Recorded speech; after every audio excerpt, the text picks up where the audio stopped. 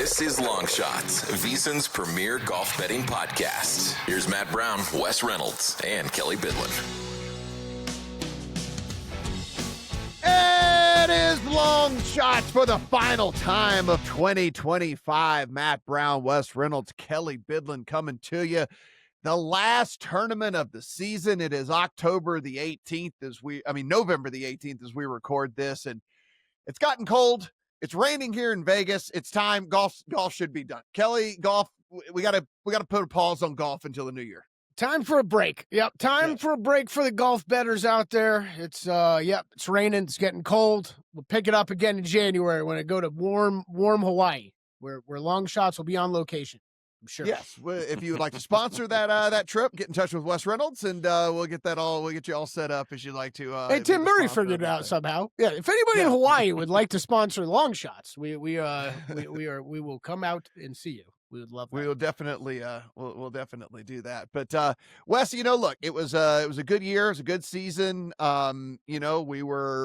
We were profitable again this year. For me, not as much as the past 3 years.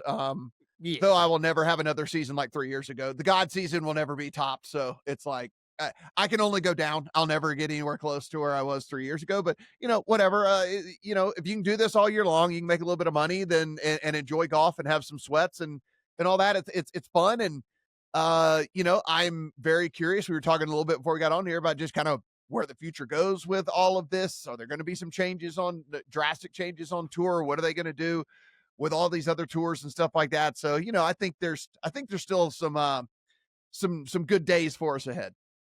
Yeah, the first change, of course, is we only have one Hawaii event to start 2026 because the Century got canceled because of the course issues there at Kapalua with, of course, the wildfires and everything that happened out in Maui. So just the Sony Open at Wailea in Honolulu. But yeah, it's going to be interesting to see because the more that time goes, the more it seems like, man, I don't know if they're ever going to get like everything back together. Where they're going to have, it's going to be predominantly the PGA Tour and the DP World Tour, and Live is still Live. It's still a thing, but we will see where the future is going to take this. But the future is now for some of these guys this week because it's the last event of the year. It is still an important event because you got guys trying to get in that 51 to 60 that want to get in the signature events, the first two of next year, Genesis and Pebble Beach. And then you've got guys that got to get in the top 100 to get their full PGA Tour cards. Because if you're not, the next 25 get conditional status. And then guys, golf might be done for us from a betting standpoint with the RSM Classic, but it's not done for some of these guys because then they got to go to Q school.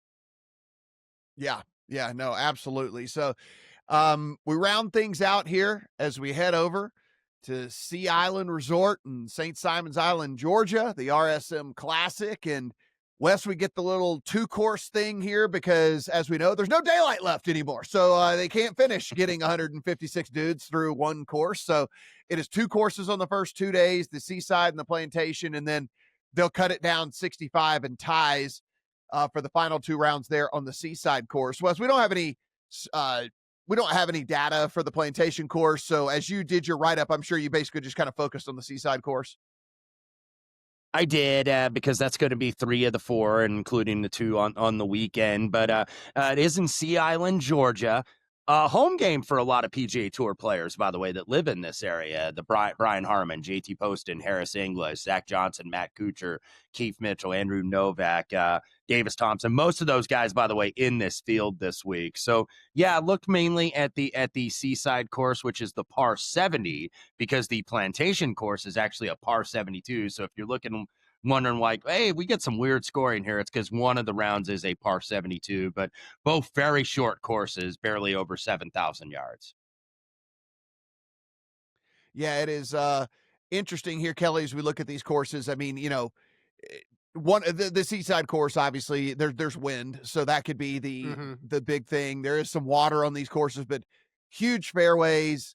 Really, the only penalty here is if you hit it in the water, because the rough this time of year, the Bermuda's dormant. And so it's going to be basically ryegrass that's out there.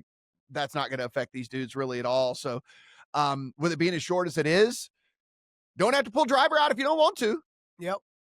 Yeah, it's I would say, look, we talk about this a few times a year when we have multiple courses to break down for an event. There is, like Wes said, there's one we're going to see 3 rounds of. So if you're really planning on your guys making the cut, you want to focus in there. But you nailed it, Matt. I mean, really the one big difference is just one's literally seaside, the other one not so much. Otherwise, there's a lot of similarities, right? It is the wide fairways, it is big greens.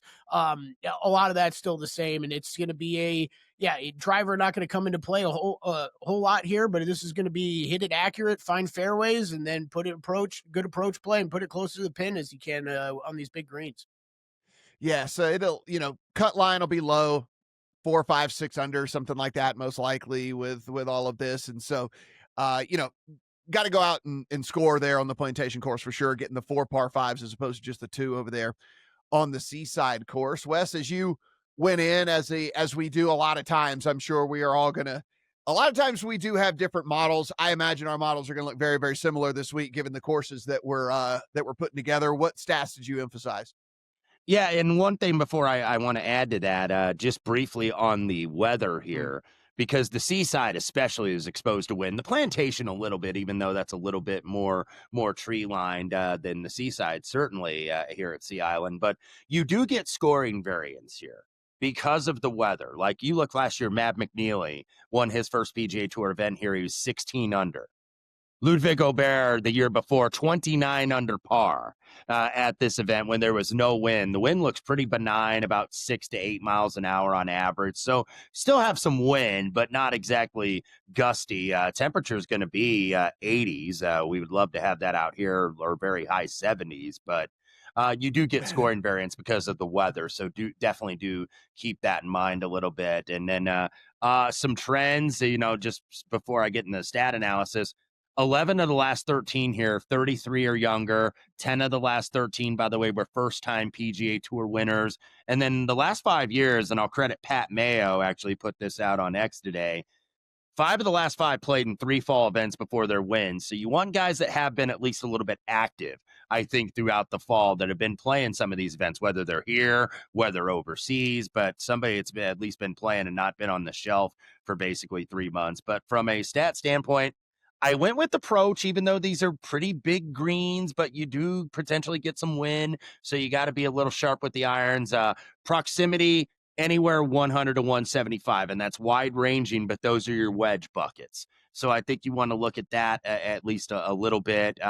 In terms of off the tee, you can club down, like you mentioned, Matt, where you don't have to take driver off the tee all that frequently because it's barely over 7,000 yards. So, you could maybe look strokes gained off the tee, shorter courses. A lot of time they put less than 7,200 yards or right at 7,000 yards. So guys that, are very good here because the accuracy, because the fairways are wide, are a little bit higher here than it is at the normal PGA Tour course. So I went strokes gained off the tee on short courses.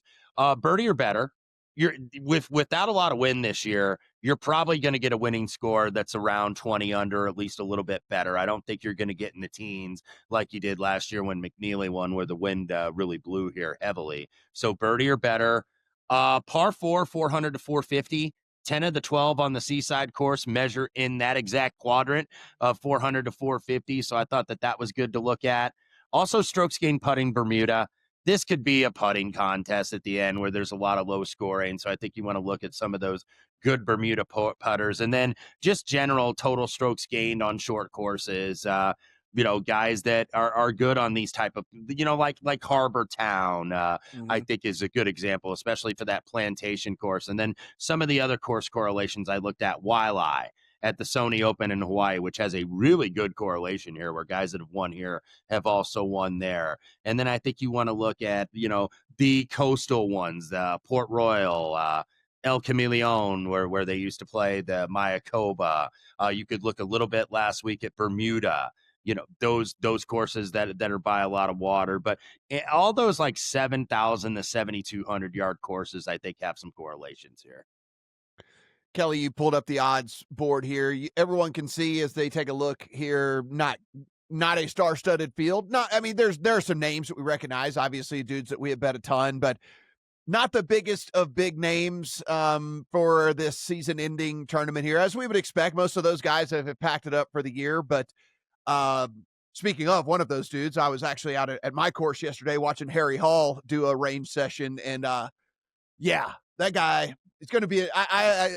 Harry Hall is the guy I'm going to be watching next year. He was talking about some stuff that he was going to be working on heading into this year, and it just those guys talk on a different level of the stuff that they're trying to do. I could for just sure. picture you pretending to hit shots and not overhearing what that conversation is No, like. no. So I just did the nerd thing because I'm standing there and then like whatever. And so finally I just walk over and I'm like, hey, do you care if I just like watch you hit balls for like 15 minutes? Oh, that's cool. He's like, no, I don't care. He's like, no, I don't, I don't care, whatever. So yeah, it just was like sitting there. It's unbelievable. Like he's got his own personal like track man down there and his, whatever. And so he's like talking about his spin rates and his whatever, and how he's trying to get his spin rate to this and he's trying to whatever and blah, blah. And I'm like, this is just amazing. It's Hey, unreal. man, but without looking up the actual numbers, we're talking about one of the best putters in the world and on the PGA Tour, at least this past season. He had some great finishes down the stretch. I know I bet on him a ton. So the rest of this game comes around, some of those numbers that he gets work on, Matt. Yeah, I'm with you. He can be a guy I'm right back on early next season. So we're there. Harris English, Siwoo Kim, Rico the Hoey, now taking the official spot for the top amount of guy that I've lost amount of money on betting golf officially now for Rico Hoey. Thorbjornsen, Harmon, Olesen, McCarthy, Poston, Whaley, all these Berger, Kirk, all these guys are in these kind of middling tournaments.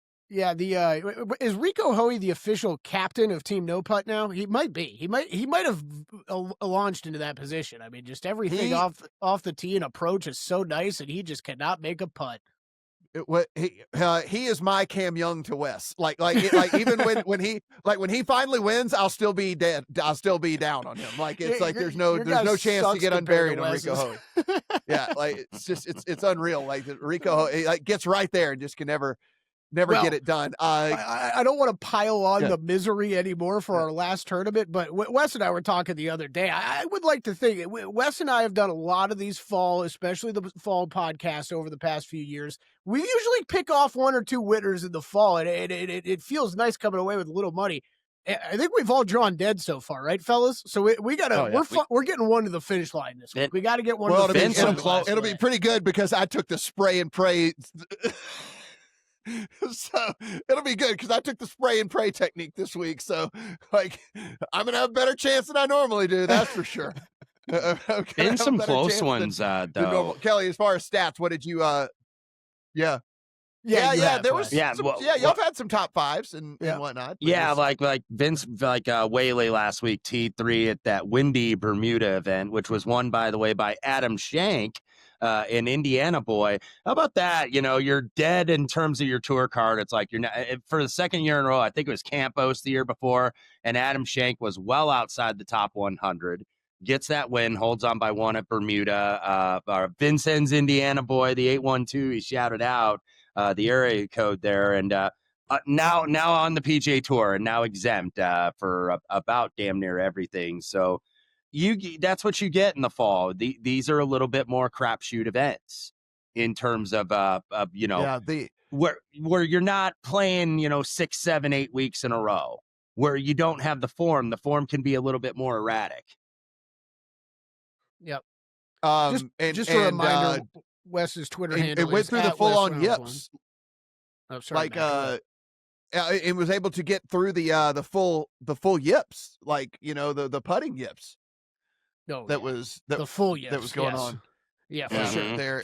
I just wanted to say real quick, Matt, at Wes Reynolds 1, contact him on Twitter. As I'm seeing Wes for, I think, like the 9th time this fall, I'm getting a little concerned that this Indiana run's going to continue so long. He's going to run out of Hoosiers clothing. So contact Wes on Twitter. Buy him.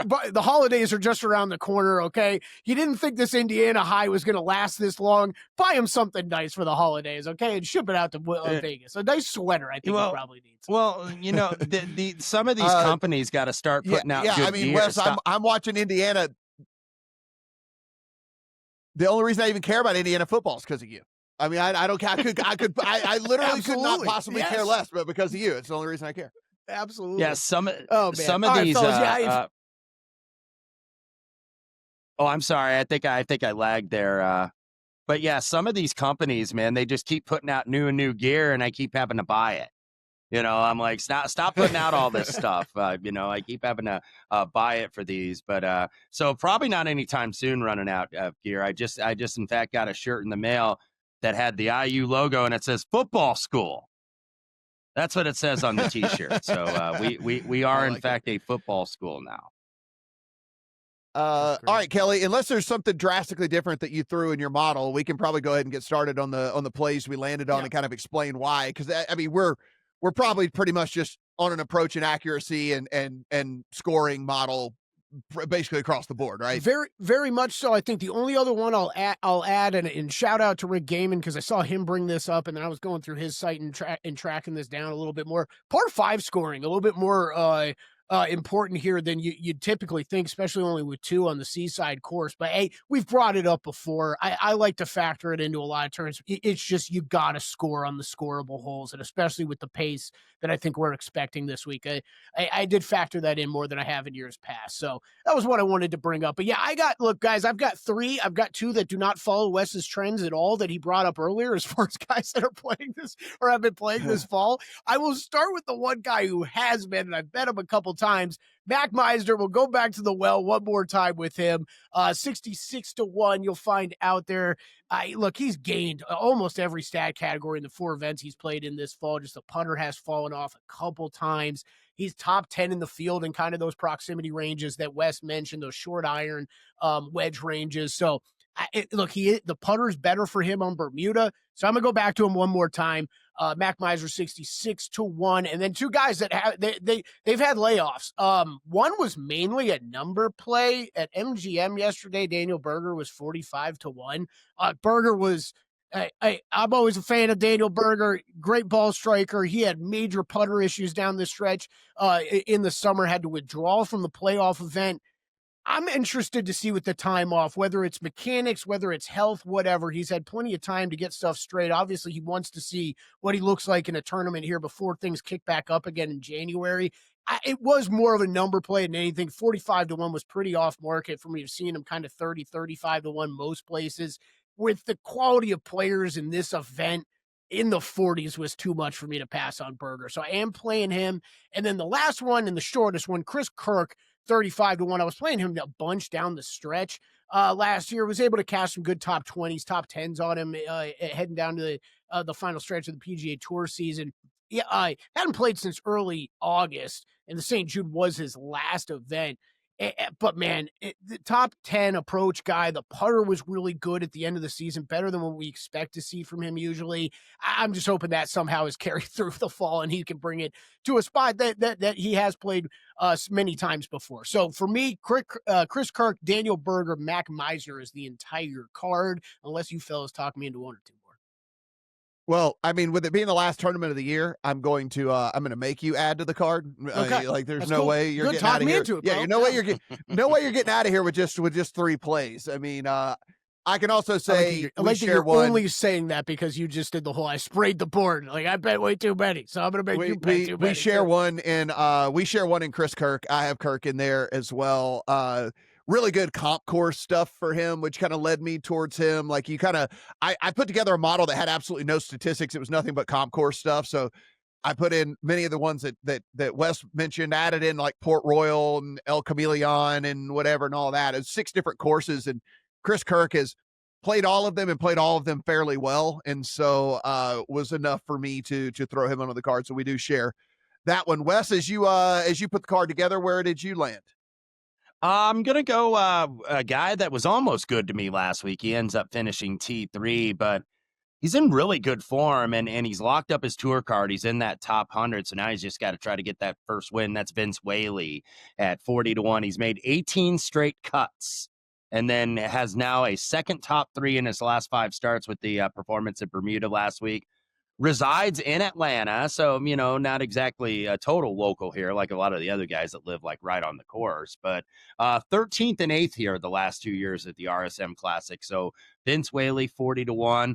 And then another guy that's been playing pretty solid golf really all year long and not just on the PGA Tour, Pearson Coody, who you can get somewhere 45, 50-1-ish. He already has his card next season because he got his card off the Korn Ferry money list. 7 top 10s, by the way, this year on the Korn Ferry. Also 2/3 on the PGA Tour at the 3M, the Bank of Utah. 110 in the FedEx Cup. You get in that top 100. And if you're, top 5, he's basically going to do that. And that would lock up a full card. So Pearson Cootie. And then another guy that's been playing very well and actually locked up his PGA Tour card last week, Max McGreevy at 50-1, also was T3 in Bermuda. I think that takes the pressure off, and now it's just like, hey, let's try to win. Let's finish the season wrong. And he actually did win exactly 1 year ago this week in Japan at the Dunlop Phoenix, where he is not defending his title, beat Matsuyama, beat Bhatia, Pendriff, and a lot of good Japanese players also in that field. So won 3 times in 2024, has not yet won in his rookie season, but he's been in the top 12 in 3 of his last 4. So Max McGreevy, 50-1. And then Eric Cole, 60-1, third here in 2023, 15th last year, 2 top 10s in his last 4 events, 78th in the FedEx Cup right now. And Wailea, what I mentioned earlier, Sony Open in Hawaii, always a good indicator for success. And Matt, you mentioned Chris Kirk, who I believe has won out there, or at least finished runner-up. Eric Cole, 5th and 13th there last 2 years. So I think there's some crossover here. And then 3 more. And one guy who's kind of fallen off a little bit of the radar this year, because I think he only has 1 top 10 finish, considering he was top 30 in the world about 3 years ago. And now he's got to have a good finale to keep his card. He's 129 in the FedEx Cup, and that's Seamus Power at 65-1. Good progressive form, 27th in Mexico, 11th in Bermuda. 2 top 5s here in 2021, 2022. Very good on shorter, like coastal type designs. Not only here, but 1 in Bermuda a couple years ago. 3rd at Wailea, 3rd at El Camaleon, 5th and 7th at the Corrales Bunicana. So I think he fits the profile here. And then I do share one with Kelly as well. It was not Kirk, who I did consider strongly here, but it's Mac Meisner, 66-1. Runner-up at the Wyndham. Locked into the top 100 for next year due to that runner-up in the Wyndham. And he stayed active enough. He hasn't played in about, I think, 3 or 4 weeks, but he has played 4 times, made all 4 cuts. Better putter on Bermuda as well, historically. So Mac Meisner, 66-1. And then Wolf cap it off, Lee Hodges, 105-1. 5th in last year's RSM. He is 122, so he's in those conditional spots, 101-125. On all the wedge proximity buckets, he was up there very high, so I think he's going to have a lot of birdie opportunities. But Lee Hodges, kind of my triple-digit bomb this week, just over triple digits at 105-1. Oh, I got me a super bomb a little bit later here. We're gonna get into. So, man, when the hell I share one with Lee you. Hodges? I feel like we bet him a lot. I guess it was early last year because otherwise the results were not too great. So I shared the Kirk with Kelly. I share Eric Cole with Wes.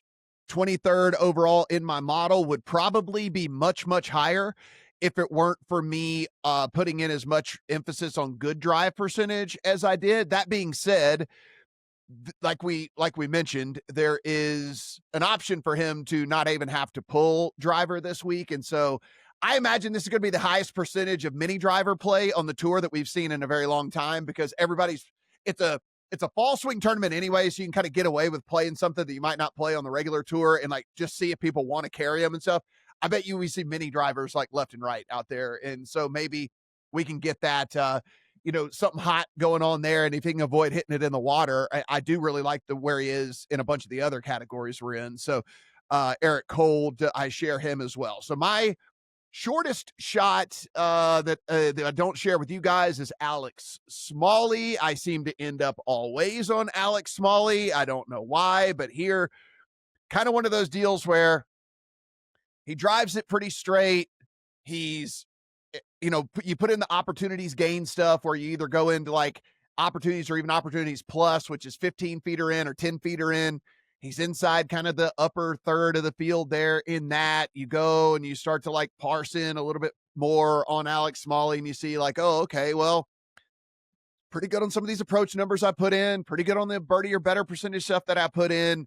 He's higher than I think that maybe the number suggests. So I do have Alex Smalley in there. 40-1 is, I'm going to give you you guys the best numbers that you can widely get out there, because I know everyone doesn't have access to some of the books that we do. So you can find a 40-1 out there at the major books on Alex Smalley right now. My next shot here, Austin Eckroat, 19th overall in my model.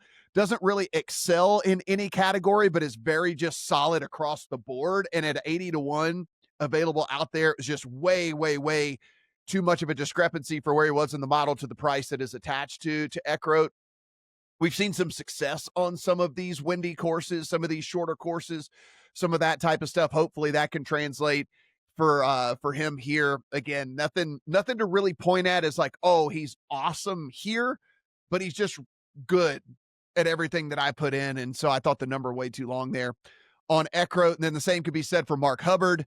This is the greatest hits of dudes I played a bunch that have never won me anything. Yeah, this is basically it. Yeah, yeah. It's like I'm playing my greatest hits here. Kirk, Smalley, Cole, Eckroat, sure. and Hubbard. Yeah, I mean, it's yeah, good on that. So same deal. We were on Eric Cole really early back in the day, though. This pod was on Eric Cole real early. I don't really know how much that's paid off for us over the years, but we were on him really early. Okay. So Hubbard, weirdly enough, if you guys do your own modeling out there, if you've even seen whenever we've put our models on the deal, we kind of talk about green across the board type of stuff, and the better it is, the darker green it gets, the worse it gets. It starts to turn pink and then to red or something like that. Weirdly enough, Mark Hubbard is 100-1 out there in the market right now, and he's green across the board for all of the stats that I put in for Mark Hubbard. So that was just way, way, way too much of a discrepancy here for him. Again, he gives himself opportunities. You go to that stuff where it's the 15, 10-foot putts. Now, whether he makes them or not, we'll see, but it was too much for me to pass up to get that fat of a number on him. Great putter. With the fact that he's given himself so many chances. Yeah. You can usually always rely on his putter. And then finally, so I went 3 young bucks to round out the card. So I fired, like I said, 8 shots this week, 8 bullets, 3 young bucks. They're all 24 years or younger. Michael Brennan, John Kiefer, and Brendan Valdez. They all modeled pretty highly for me. They all excelled in at least some of the categories that I was looking at. Now, not great in some of the others, but they're young. There's a small sample size here for these dudes. They've shown success on some of the other tours out there and all of that. And so, Kiefer, very, very good. Kiefer was very, very good whenever I was looking at some of this opportunity stuff. There's some of the short course stuff that plays out for Valdez. Some of the stuff plays out for Brennan as well. So Brennan, that being said, is not very long. He's at 55-1. Kiefer's way out at 80-1. And then Brendan Valdez is actually 350-1 if you just want an absolute lottery ticket on someone. But they all modeled out, like I said, if you go in and sort the categories and just say okay, who is at least good on short courses, or who is at least good at giving themselves 15-foot looks, and whether they convert them or not, whatever, but let's take a look. Michael Brennan is number 1 in the model as far as opportunities look. Again, you're getting the 15-footers, whether he makes them or not, different story, but he's at least given himself those opportunities. Brendan Valdez is actually 5th whenever you look at that as well. Now, he doesn't putt all that great, but he's getting a bunch of 15-foot looks. Maybe he can run hot. 350-1, we can maybe monetize that ticket. And Kiefer's just actually been a pretty good overall player in a bunch of different categories out there. So three of the young bucks to go along with 5 of my lovable losers this week. So I am on Kirk, Smalley, Cole, Eckroat, Hubbard, and then Brennan, Kiefer, and Valdez to round out the card. John Kiefer, you probably wouldn't know. It. John Kiefer, by the way, is in the top 50 in the world rankings right now. He is currently number 50 because he's won a couple times already on the Corn Ferry Tour. I actually backed him in Utah, didn't end up contending, but this guy is a pretty prolific winner as a young guy. So there's a reason why he's top 50 in the world, even though he hadn't done anything on the PGA Tour yet, but probably going to do something in relatively short order. Yeah, third overall in the model in birdie or better percentage. And if we think that this could turn into just a scoring contest, and he's at least third in this field in birdie or better percentage. Like you said, Wes, hadn't had much PGA Tour success, but maybe this could be the chance for him to put. And some I of think that, that's going to matter this week too, play. because he's got to be, if he's inside the top 50 as of December 31st of 2025, that gets him invited to the Masters. So top 50 in the world rankings at the end of the year, I believe you still get that Masters invite. So as we always do, guys, these will be up over at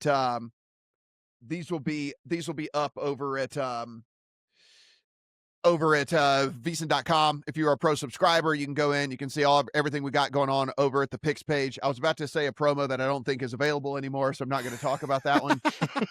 I never know when they run out. Like, I don't know when the promos run out. I was going to be like, you can do this, but I don't know. It might not be, it might be gone.